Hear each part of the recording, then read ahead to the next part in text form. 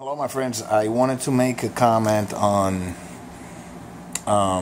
being biased, racism, and being prejudiced, and how much it does not make sense to do that. Let me ask you.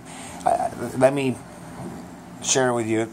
For instance, in the United States, it's a melting pot of cultures, and I see a lot of people whose ancestors, not so long ago, came from Europe, from other countries, but mainly from Europe. I see it a lot, and from Ireland and Great Britain and stuff like that. To say that, for example, I hear a lot of people saying, Muslims are terrorists. Okay, that makes no sense. If Muslims were terrorists, the world would have ended as we know it. There are 1.3 billion of these people that believe in that religion. And if you took 1.3 billion people and put them out to fight and destroy and commit terror acts, world as we know it, civilization would end. We're 7.5 billion people on the planet, around there. And you imagine a house, imagine a place where you have 7,500 people, and let's say a stadium where you have 7,500 people. And out of those 7,500, 1,300, which are all spread around, decide to start killing people randomly just to terrorize the place. I don't think the 7,500 would be able to tame them, or to stop it, and if they did, by the time they did, a lot of them would be dead. Even if everybody had guns, which is the argument from the right wing. Well, good guy with a gun. No, good guy with a gun gets shot by the police as soon as he shows up. First of all, most people, they're not trained on how to use a gun. They don't know what the first time they've never heard gunshots fired at them or next to them, or they think that going to the gun range is a good experience on how to train on a real life situation. That is not so, because you have this mentality when you go to the gun range that people are not going to shoot at you. They're there to shoot at a target.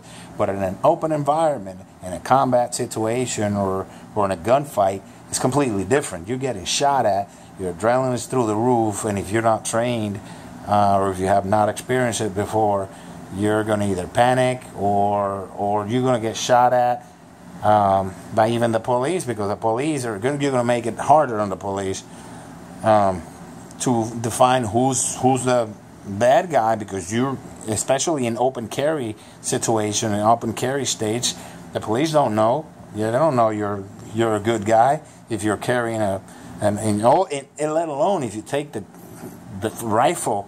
If it's an assault rifle that you have and you're carrying it openly and you have it in your hand and there are gunshots out there being rung out, the police are going to point a gun at you. They're not going to take a shot. They're not going to say, come fight with us. It's not going to happen. You're a target. Anything that has a gun drawn out that's not identified as police with uniform, you're a target. So, that argument goes through out there. But anyways, we can make another video on that, on the stupidity of that open carry stuff. And not only that, it makes you a target for criminals, because if you're carrying, they usually carry their AR-15 in the back. What do you think they're going to do? Can I have your gun? No, the real criminal, they're going to either shoot you in the back or hit you or zap you or whatever and take your gun, and go. And you're lucky that they don't shoot you with it. Okay. So one of the first things they teach you to get into a gunfight is or if you're facing an enemy or you're in a hostile situation, don't ever show your enemy your weapon. Ever. Don't let them know you're armed, because that makes you a target. You know, especially long weapon rifles. You know, you're the first target. Whenever there's a group of people that are armed, the first targets that you want to take out are the people with long weapons, with rifles, because they can do the most damage at the longest range. So you take those out first, and then you do the handguns and whatever other weapons are. So, but the argument, the people that are with the prejudice thing, if you use the example of the stadium with the 7,500 and 1,300 of those decides to start killing people, you see the amount of trouble and the amount of death that's going to cause, and that's going to descend into a bloodbath really quick. And that is not the situation. The situation is that a very, very small, and when I'm talking small, it's almost negligible. And now I don't want to use the word negligible, because it does make a difference. A few terrorists can cause a lot of death and destruction. But even then, they're so minute, the amount of people that are involved in terrorism in the Muslim community, that is stupid and ignorant to say that we should ban all Muslims from entering the United States so that we can stop terrorism. That is the largest stupidity. The reality is that the number one targets of extremist Islam are Muslims themselves. And if you go, I've seen videos of people, Muslim people, when they're going out there to fight the ISIS or ISIL, and they call the members. These are Muslim people. They say, I'm going to go out and hunt dogs. They call ISIS fighters, the extremist people who are out there beheading, raping girls and all that stuff, they call them dogs. And so they go out to hunt dogs. That's how they describe their activity when they go out to fight ISIS. These are Muslim people from Muslim countries. So the argument that to keep the United States safe, we should close the borders to Muslims is idiotic. And not only that, if you were going to use that argument, then you would have to use the argument that we have to close the borders of the United States of America, of the American continent, period, and not let in any more European Christians, because European Christians, and in fact, this is a fact, European Christians invaded the American continent before it was even called America, which, by the way, America was named after Amerigo, not Amerigo Vespucci, an Italian cartographer, an Italian cartographer. Let me say that again, an Italian cartographer, and before that it was called Turtle Island by my Native American ancestors. I have Native American, European ancestry, African ancestry, so I have it from all over the place. So when the European Christians invaded the United States, or the American continent, they first thing they did was start killing people and stealing land and raping and pillaging. And Christopher Columbus, which his name was not Christopher Columbus, his name was Cristobal Colon. Cristobal does not translate. I'm a certified Florida court interpreter, and I'm telling you that Cristobal does not translate into Christopher. And Colon, well, Colon is Colon. It's not Columbus. Okay? Colon is Colon. It's the last name. So it's like if you're called Smith, me calling you Smitho turns it into Spanish. I don't think so. Like a lot of people do. But so first thing Christopher Columbus did, Cristobal Colon did, was he left people in the Bahamas. They were called Lucayans. They were inhabited by some of my ancestors, the Lucayans, Taínos, members of the Arawak family. And then he left. He left like 37 of them, and these were scumbags. This was trash that he brought with him, and they started raping and killing and stealing and everything. So my ancestors that lived there killed them all. And then when he got back, he said, "What happened to my men?" I said, "Well, they killed them. They didn't get away from them." They did that everywhere they went. And Cristobal Colon, he wrote down that the Taínos, my ancestors, would make great slaves.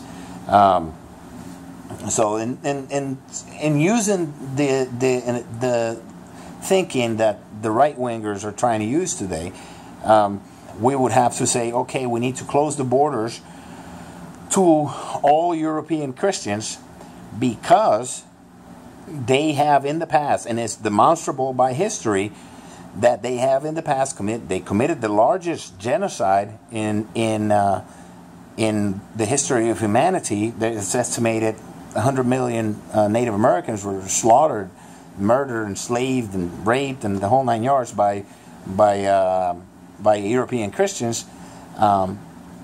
So since it's documented, using that same right-wing argument, we would have to stop European Christians from entering the United States. And not only that, they stole the entire nation, and now the entire country, or the entire, forget it, not the country, the whole continent, from North America, Central America, South America, the whole thing was stolen and genocide committed by these people. You see? So it makes no sense to do that. And people say, well, you would have to kick everybody out. That makes no sense either. People were born here. So what would make sense? And then I see a lot of Italian Americans, and I have Italian blood. I did my DNA test, and I'm 20% Greek Italian. And you see a lot of Italian people, for some reason, are right wingers, and they give themselves into this hateful rhetoric of right winger stuff, and makes no sense. And is calling for the deportation or the banning of Muslims or people from other countries, and because they've committed atrocities, and say, wait a minute, a very tiny fraction of this people, a very, very tiny fraction, I mean, almost statistically null, have done things. If we were going to do that, use that mentality and that reasoning, we would have to ban Italian Americans from entering the United States, because some members of the Italian American community, of the Italian community, have been mafiosi, and they committed some hideous acts in their Cosa Nostra, in their mob, their mafia. So I mean, that would be stupid. That would be stupid. Why would you ban the entrance of Italians? They're not Italian Americans. They're Italian immigrants to the United States, because a very minute, almost non-existent. Again, it's very little, a little percentage. It exists, but it's so little. A little percentage of the Italian community committed atrocities. I mean, it makes no sense. Absolutely no sense. So, we need to stop this stupid reasoning that because a very small amount of people from a religion that adhere to some religion, or that are part of an ethnic group, or from a certain country, we need to start banning them from entering the United States. Because then we would have to ban every culture and every ethnicity, because every ethnicity has a very small percentage of its population, of its members, that have committed atrocities and nasty crimes. And the people who are calling for this the most, unfortunately, are the people who are the descendants of European Christians who committed the largest genocide in the history of humanity. Now, that was not a small percentage of the population. That was a big percentage of the population who helped themselves to the land that wasn't theirs. And they helped themselves to the land from Mexico. They helped themselves to the land from my Native Americans. Some of my ancestors committed genocide against some of my other ancestors. you know. And I mean, think about that for a second. Am I calling the descendants of European Christians genocidal people? No, but their ancestors committed atrocities in large numbers. You know, it wasn't like, you know, they stole half from Mexico. They you know, and it was by the government orders and by the Catholic Church papal bulls that they did all these atrocities. So, you know, and they felt righteous to do it because their religion told them by papal bulls that it was their duty to conquer everything and take everything from those who were not Christians. Those are the papal bulls. Those were the orders from the Vatican. So we need to think about that. We can't behave like that anymore as a species. As humanity has to change. Humanity, if it wants to survive, we need to put away these lies and this tribalism and understand, and I say it again, we're all floating on a planet, on a little rock in space, and we keep at it at this pace with this mentality, and we're not going to be here long.